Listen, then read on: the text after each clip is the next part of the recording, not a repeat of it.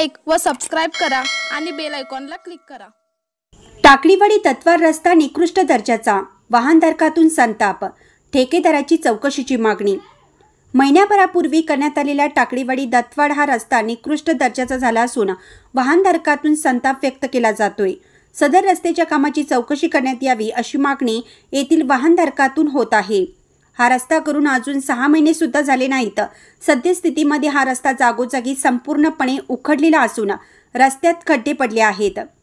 या खड्ड्यांमध्ये पावसाचं पाणी साचलं असून येणाऱ्या जाणाऱ्या वाहनधारकांना त्याचा नाहक त्रास सहन करावा लागतो।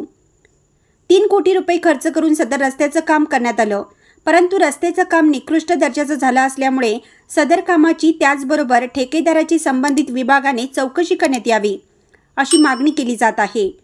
विकास कामासाठी शासन लाखो रुपये खर्च करतं, मध्येच रस्ता उघडला गेल्यास सर्वसामान्यांच्या कामाचा पैसा पाण्यात जातो। संबंधित अधिकाऱ्यांनी याकडे लक्ष देणं गरजेचं बनलं आहे।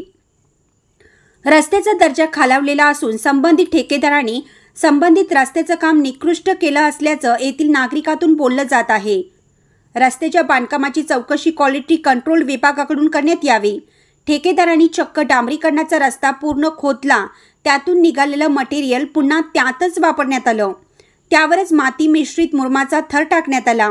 या रस्त्याच्या कामात भ्रष्टाचार झाला असून त्याची चौकशी करून संबंधित ठेकेदारावर कारवाई करावी अशी मागणी येथील नागरिकात व वाहनधारकातून जोर धरत आहे। इंडियाचा आवाज न्यूजसाठी जहांगीर रणमल्ली।